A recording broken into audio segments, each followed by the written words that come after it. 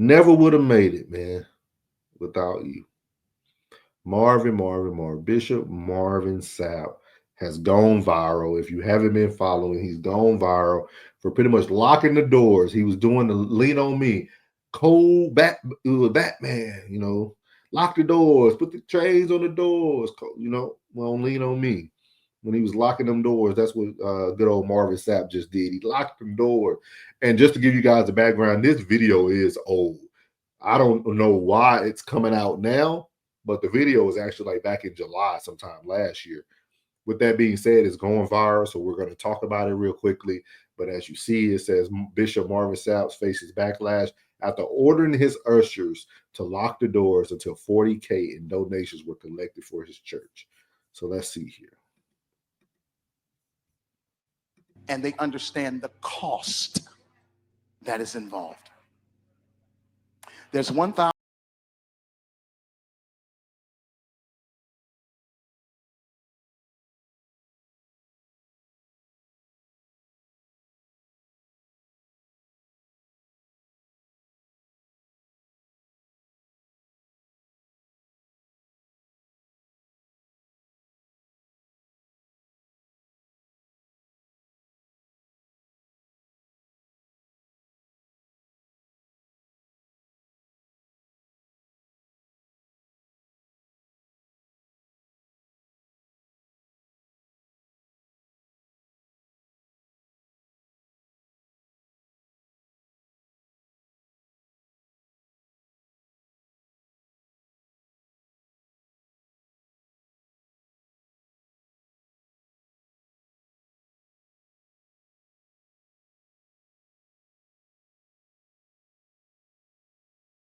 There you see Bishop Marvin Sapp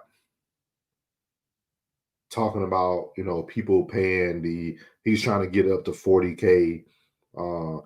We call this prosperity preaching, especially in the African American community. This is a huge issue and a huge problem. This is one of the reasons why I never went back to the church that I previously attended throughout my childhood and early adulthood. I think the last time I went to that church, I was like probably 22, 23. And the pastor actually did something similar to this. He was asking people to line up.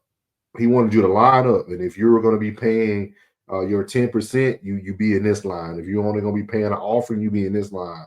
And I would never forget, it was an old lady who stood up in front of the church and stated to everybody why she wasn't in the 10% tithing line. And she explained that her first of the month check only comes and she only could tithe. And when I seen that, it was two things I noticed. I noticed, one, I pray to God she learns that she needs to be following God and not the man in the pulpit. And two, that she was worshiping the pulpit more than she was worshiping what she could do.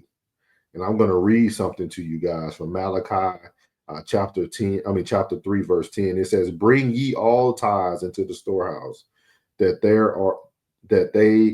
there may be meat in mine house, and prove me now herewith, saith the Lord of hosts, if I will not open you the windows of heaven and pour out a blessing, that there shall not be room enough to receive it." And it's more to that, because that's what a lot of people, a lot of pastors would give you, just that verse. But that whole chapter talks about way more than just bringing that 10% of that 10% to the storehouse. And people need to understand that it's better to give from your heart than to give 10% and go and complain about it. Because you can give 10%, and then you're complaining about that you're broke. That blessing is gone. God doesn't want anything that you have to complain about or that you have to tell your neighbor about.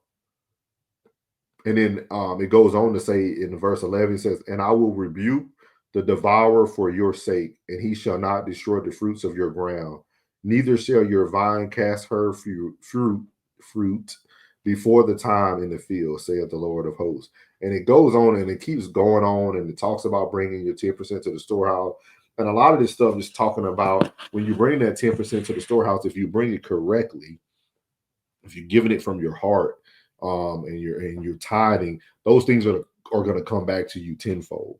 Some people tithe into the streets, some people tithe to the homeless, and some people give in different ways.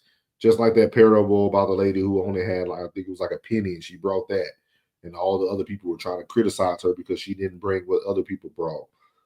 Just different things. The Bible goes on and on. I don't want to really go into the Bible on this segment, but prosperity preaching is something that's really leading a lot of Black communities into poverty. If you go into a lot of Black communities that are doing very bad financially, you can see 10 churches in that one neighborhood.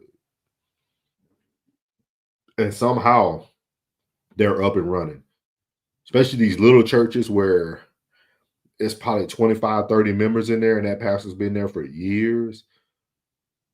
For that church to be staying open and keeping their doors open, there's some faithful tithers in there. There's some faithful givers. With that being said, he will know you by your fruits that you bear. If your congregation isn't growing, something's wrong. That's just my opinion. With Marvin Sapp, I don't know what was going on, because I know Marvin Sapp got 40K. So I don't really know the backstory behind this.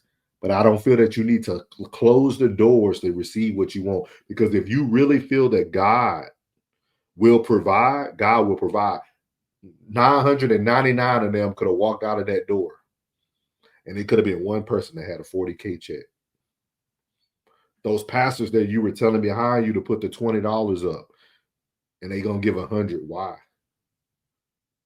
Let those pastors give what they want to give from their heart or what they have. So we really got to be careful with this. Prosperity preaching is huge in the Black community. We see it all the time. It leads to a lot of poverty. It leads to a lot of bad relationships with Christ, because a lot of people, again, don't go read for themselves. They only get the scripture from the pastor on Sunday or Wednesday at Bible study, and they take that passage and the story that the pastor gave with it, and that's what they run with. So I would highly encourage you guys to go read the word for yourself and understand, giving and tithing, and understanding what's going on, and understand when you see something like this, of this nature, one, you're not going to hold me in no church. I'm going to leave. And I wish an usher would have told me to go. No, I'm leaving. I can go on my own wheel. You're not going to force me to give something. That's crazy. That's crazy. And again, this just comes with common sense. I know Roland Martin tried to actually protect Marvin Sapp about, what it takes to run a church, things of that nature. But we all know, again, we will know you by the fruits that you bear. So, praying for Marvin Sapp, that's the most important thing. And we all need to pray for him regardless of what's going on. It looked like he sweat himself out and preached a great word. So that word should have been 40K strong.